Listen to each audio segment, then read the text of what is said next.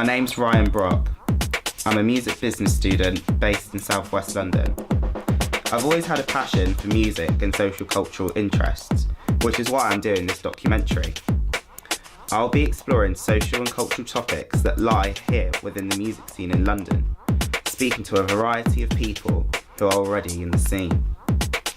This is Kounter Kulture.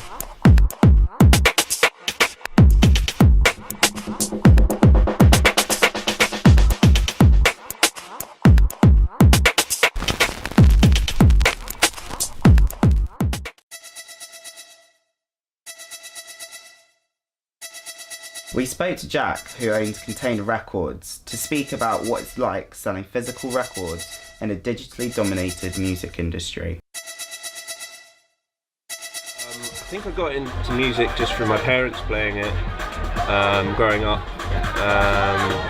and then they would give me like pocket money, or on car journeys they'd let me stop at a service station and just buy a cassette or a CD, and that's where I developed my own taste. I was just buying like whatever was on display and stuff. So I ended up running this place here, which is Kounter Records in Brixton, in Pop Brixton. Hello mate. So nice. How you doing? Man? How's it going? Yeah, good. This is my friend Matthias from Colombia. Hey, nice to meet you. I'm Jack. What have you guys been up to? He's just been going around different record stores in London. He's got some vinyls he's trying to get off his hands. Sweet. Yeah. Fresh from Colombia. Good counterculture for me is just ignoring the rules. Obviously, there's a pressure on musicians to create stuff that people know is going to go down well.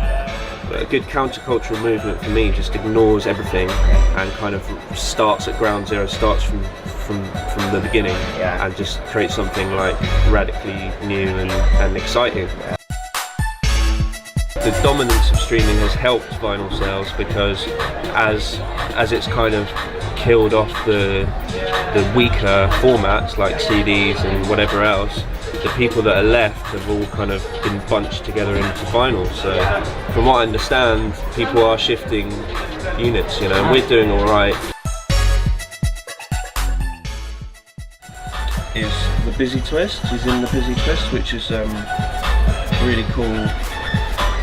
They're on Soundway. They do sort of like Afro bass stuff, I guess you'd explain it. Musically, good vibes, good vibes. Tell them. Good vibes, good vibes. What's it all about? All about good vibes, good vibes. Tell them. After speaking to Jack, he then pointed us in the direction of a DJ duo called the Busy Twist, who are based in Twickenham. We caught up with them to speak on their music and their influences growing up in London.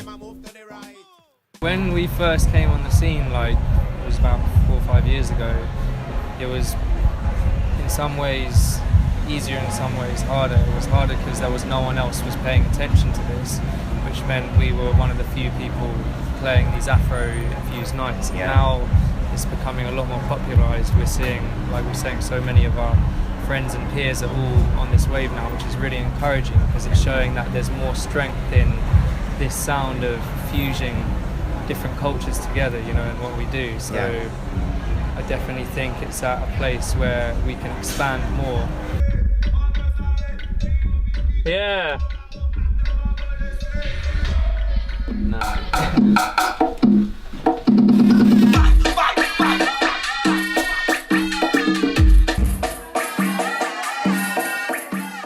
I just like a lot of the kind of classic legends that were innovators. I love a lot of the old, you know, traditional African people like Chechiku and Fela Kuti and all these guys. But then obviously coming from London, we grew up in a background of drum and bass and garage and grime and all sorts. So like that could be even jungle music. A lot of the big jungle music is a big part of my inspirations. There seems to be more and more people making this kind of music, like Mina, Hagen, the OGs like Champion and Roscoe are a big influence. Yeah, they've definitely been like people we listened to from the beginning. UK Funky was a big part of like how we got to where we are now. Like that was when I first got into electronic music. UK Funky was the one for me.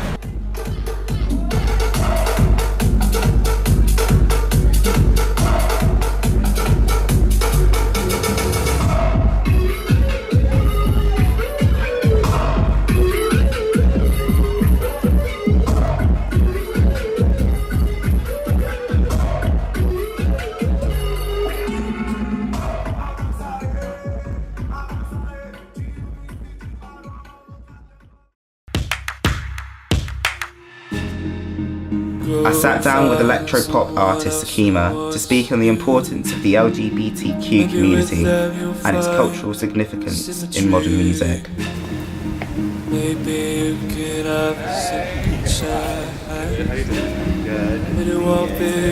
Alright, head on it. My definition of counter culture is, in a way, I feel like I have this issue with kind of like the ideas around equality within various kind of cultures and genres of music as well and things like that. So for me, like my personal opinion is that I don't really believe as much in the power of protest music and things like that. Yeah. I'm more interested in things that are like music, for instance, that's like aimed at leveling the playing field and introducing ideas and stories from like a queer perspective into a mainstream sphere. People need to realise the validity and legitimacy of people's skills, just even if they're not straight. Yeah. Like the fact that if you're an artist, you can sell if you're not straight and things like that. And if you are gay and you work in the industry, that you can still command a room and you can still command respect. I was really obsessed with songs like Bird Girl by Anthony Johnson's, where he talks about being a child and feeling like a woman and things like that, and talks about he's a boy but one day I'll be a girl and that kind of thing. Yeah. So I had all these like desires to write music like that before pop music became a big interest. So the two naturally converged. Yeah. So I don't have any, unfortunately, I don't really have any direct pop influences that feed in from a queer perspective. Yeah. But I have a lot of like left field ones, which I guess is kind of just the way of it that it has been. But I guess my whole mission is to change that. Yeah. Is to give younger people, but also just all people from any age and spectrum, the voice that is missing. Oh, changes, changing's not your enemy. Okay, so I'm about to go meet one of my all-time favourite DJs, someone who's been a real big influence to me in the music industry. So we're at the deviation office, we're about to go speak to Benji B. I feel it's fate. I feel it's fate. I'm known as Benji B, which was a name that was christened to me when I was still in school, and it stuck. So I guess that's what people know me as, Benji B. And I do a lot of things, but I guess I'm best known for DJing and for doing a weekly radio show on Radio 1 on the BBC. And DJing around the world really has been my main job. But I also do a lot of production work in the studio. It's all about the swing and the feeling in it for me, and those are the things that I look for in the music and connect those dots between all of the different records to sort of make one big flow. So to answer your question, the music that I play is sort of deviation music really. In 2017, how can counterculture exist? I mean, well, CBGB's in New York, that was counterculture in the 80s. You know, writing a flyer yourself, pressing a 7-inch yourself. But in a sense, how can you be counterculture if you're on Facebook? It's a very interesting conversation. Often the best art is made as a reaction to the shittiest times, you know, and so maybe we haven't needed counterculture with New Labour and Obama, and everyone's just been a bit cushy, I'm alright, thanks mate, you know, and got used to this sort of like status quo, when actually sometimes someone needs to kind of pull the rug from under you in order for you to create your best. You know? I wouldn't be so bold as to say, oh, deviation's counterculture, but it was definitely a reaction to what was happening in London at the time, for sure. as all best things should be. You know, deviation is the opposite of a vanity project. It's not really about me. It's about, yeah, okay, people know it's my night and I curate it and stuff. But it was always about deviation. It was always about creating something. And now I'm very happy to say that we live in a real golden era of dance music and clubbing.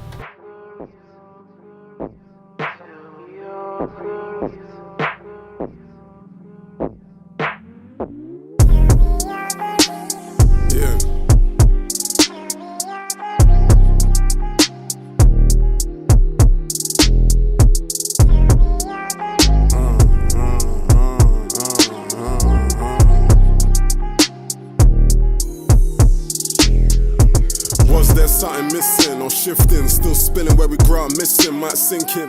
Shining the bits where they grow, the misfits, mislisted, they miss them. Now it's got to glisten it. It can't be looking different, we just got to pick it.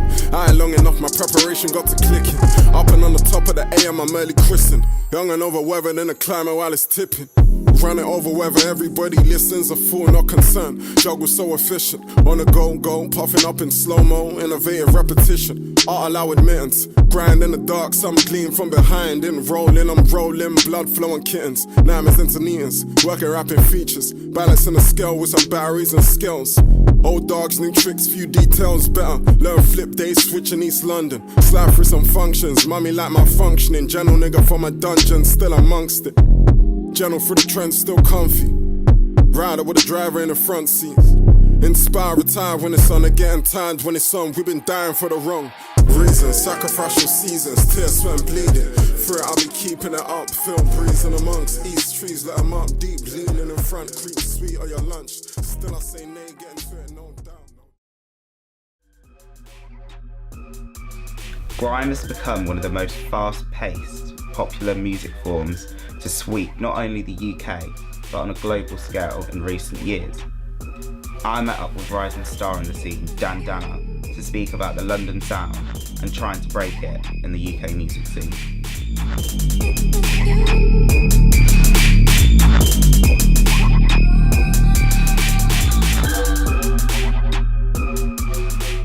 Music is always, it's an art, innit? At the end of the day, the base form is an art, so art is a form of expression, so music is just that form of expression that relates to this culture in particular. I feel like whenever you get like a sort of environment, you got like so artful, that environment will always reflect itself on that art form, whether it's like classical music, you know, like the type of people that listen to classical music, I'm pretty sure that you would categorize them in some sort of shape or form, you know, the ones there. So I just think grime it's just UK, England, like, well, not even England, UK literally, the whole, When I track up on this bit of jam cartoon, man, no one can't do it like that, no. They ain't ready for the DAN, I'm the TITAN. No man can ever tell me that I can't. I tell a man that CAN. Dog, I've been stubborn from a young until this day, man, still can't tell me nothing, do my own thing, can't do what I could does it. See, I mix smooth with rough and rugged, jumping and done it like take no prisoners, straight up killing it. When I combine my lyrics with an instrumental and deliver it, it's coming for the hearts that are feeling it. There's more than past that hit them with, more than the chance of his arms you'll bring, you'll get scarred for bringing it. And that's if I live, I got that Mortal Kombat voice in my head like finish him.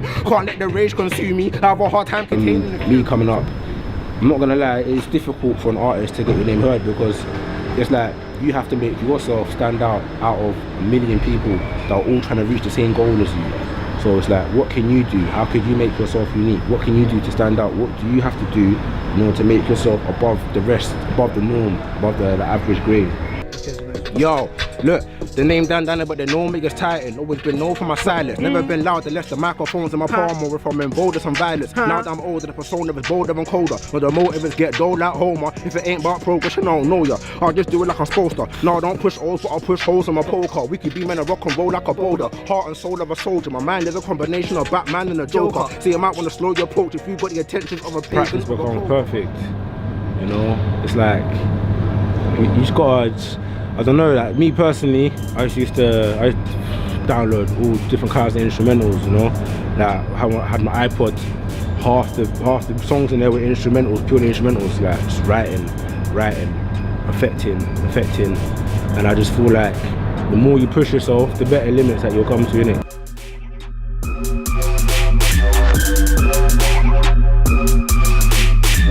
It's clear to see the importance of counterculture in music and how different people perceive it. It's also interesting to see that influences stem from all corners of the world, but London is the catalyst for this particular. This is a counterculture.